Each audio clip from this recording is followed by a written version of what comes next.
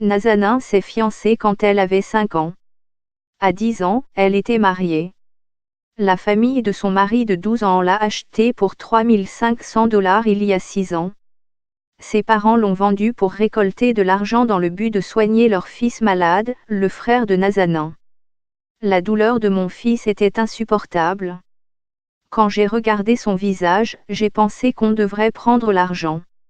Le père de Nazanin était réticent, mais j'ai convaincu mon mari d'accepter l'argent en échange de notre fille, raconte la mère, qui vit dans le camp de réfugiés de Charak-e-Sabz près de Herat dans l'ouest de l'Afghanistan. La Guinée indignée par le mariage d'une fille de 13 ans mariage des enfants, le Niger, mauvais élève. La mère et le père de Nazanin ont 7 enfants, 3 filles et 4 garçons. Ils ne sont jamais allés à l'école et ne savent ni lire ni écrire. Ils n'ont ni argent, ni travail. Notre fils souffre d'épilepsie depuis l'âge de 4 ans et nous n'avions pas d'argent pour payer son traitement, explique le père de Nazanin. J'ai pris l'argent et j'ai accepté de donner mon aîné Nazanin en mariage. J'ai utilisé cet argent pour payer le traitement de mon fils. Mais il ne s'est pas remis, et je ne pouvais pas non plus garder ma fille, témoigne la mère. Si quelqu'un vend son enfant de cette façon, il est évident qu'il y aura des regrets. Moi aussi, j'ai des regrets, mais cela ne sert à rien, intercède le père. En Afghanistan, l'âge légal du mariage est de 16 ans pour les femmes et de 18 ans pour les hommes. Mais beaucoup se marient à un plus jeune âge. Bangladesh, campagne contre le mariage précoce. Vaincre les mariages précoces par le football. Selon un rapport de l'UNICEF de 2018, 35% des filles afghanes sont mariées avant l'âge de 18 ans, et 9% se marient avant l'âge de 15 ans. Ailleurs dans le monde, le Niger est le pays qui affiche les pires chiffres, avec 76% des filles qui se marient avant l'âge de 18 ans. Au Bangladesh, qui a connu des progrès économiques remarquables ces dernières années, le chiffre est de 59%, selon le rapport. L'Afghanistan a souffert de décennies de guerre et, plus récemment, d'une sécheresse dévastatrice, si bien que de nombreuses familles ont peu de perspectives d'emploi et font face à la misère. Dans nos coutumes tribales, ce n'est pas un problème ou un tabou de conclure un accord de mariage, même lorsque les enfants sont très jeunes. Mais beaucoup ne se mariaient que lorsque leur fille atteignait 18 ans, précise la mère. Zimbabwe, plaidoyer pour interdire la dot. Selon la loi islamique, l'époux doit faire un cadeau à la mariée, souvent de l'argent au moment où le contrat de mariage est conclu, le mur qui appartient à la fille. Mais en plus du mur, le père de la mariée ou le frère aîné peut recevoir de l'argent, la dot de la famille du marié avant le mariage. L'argent demandé pour la dot dépend de divers facteurs tels que la situation de famille, la beauté, l'âge et l'éducation de la fille. Elle peut varier de quelques centaines de dollars à plus de $100 000. Dans un pays dont le PIB annuel par habitant est inférieur à $600, la dot peut changer la donne pour certaines familles. La famille de Nazanin a été touchée par la sécheresse meurtrière qui a frappé la majeure partie de l'Afghanistan en 2018. Nous travaillions dans les champs et nous avions aussi du bétail. Mais nous avons dû tout abandonner, se souvient le père. Leurs animaux sont morts de déshydratation et la famille a abandonné leur village natal, dans la province de Badghis, dans le nord-ouest de l'Afghanistan, pour s'installer dans le camp près de Herat, la 3e ville d'Afghanistan située près de la frontière iranienne. Selon l'ONU, 275 000 personnes ont été déplacées dans l'ouest de l'Afghanistan en raison de la sécheresse. De nombreux organismes locaux et internationaux fournissent de l'aide, mais le père de Nazanin dit qu'il n'a pas encore reçu une aide substantielle. Prise dans une spirale d'endettement, l'avenir des 2 autres jeunes filles du couple qui n'ont pas encore 10 ans semble incertain.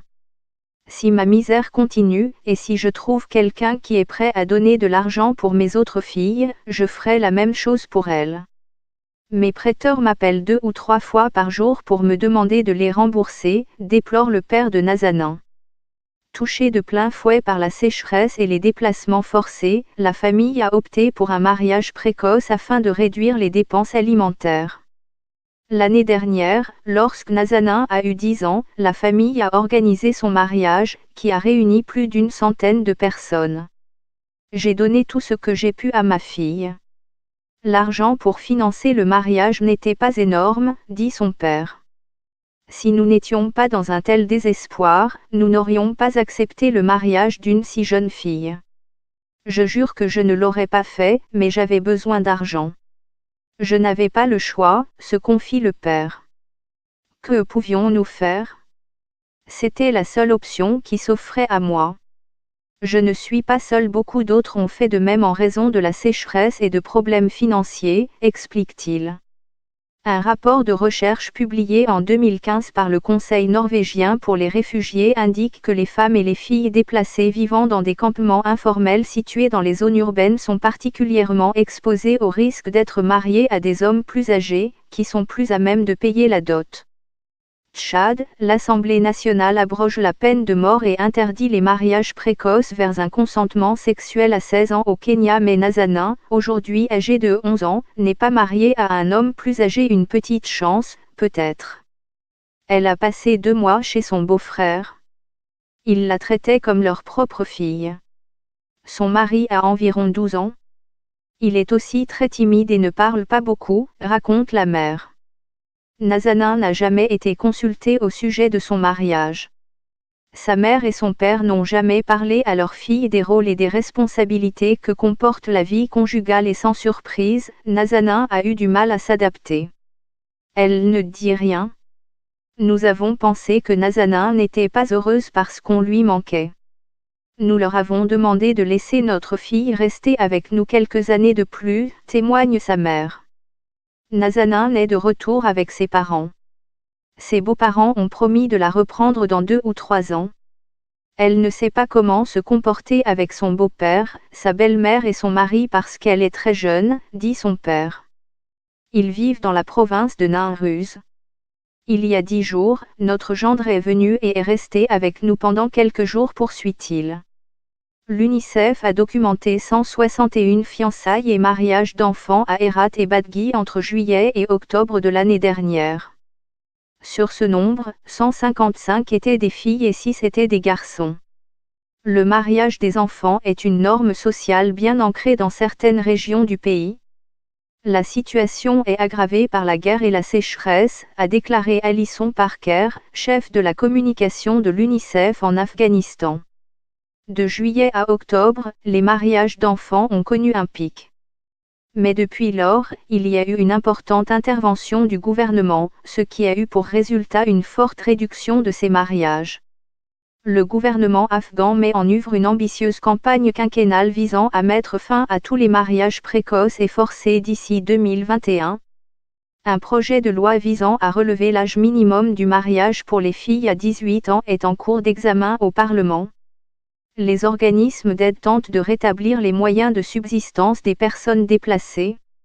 L'Organisation des Nations Unies pour l'alimentation et l'agriculture distribue gratuitement des semences pour relancer les activités agricoles dans de nombreuses provinces. Afghanistan, il faut arrêter les tests de virginité. Sénégal, sommet contre les mariages précoces. 4 décennies de guerre civile ont détruit les structures sociales de base. Dans de nombreuses régions du pays, la population rurale n'a pas accès au crédit. C'est un environnement instable et personne n'est prêt à investir, a déclaré Alfred Mutititi, responsable de la protection de l'enfance à l'UNICEF. La plupart des familles déplacées ont accumulé d'énormes dettes. Il n'est pas possible de rembourser leurs prêts. Même si nous fournissons de l'argent comptant, ça n'aidera pas. Ce ne sera qu'une goutte d'eau dans l'océan, a-t-il ajouté. De retour dans le camp, la famille de Nazana attend toujours l'aide du gouvernement ou des agences humanitaires. Le seul point positif, c'est qu'ils ont désormais l'opportunité de s'instruire. Les parents sont fiers du fait que leur fille aînée puisse écrire son nom ainsi que celui de son père. Mais la famille est loin d'être heureuse et dit que personne n'est là pour la soutenir. Cela a bouleversé la jeune mariée. Nazana me dit, « Maman, tu m'as fait me marier très jeune, mais mon frère n'est pas guéri. » Mais elle dit aussi, « Mon frère guérira et moi aussi, je grandirai. » Je regrette de l'avoir faite marier, mais j'espère toujours en un avenir meilleur, conclut sa mère.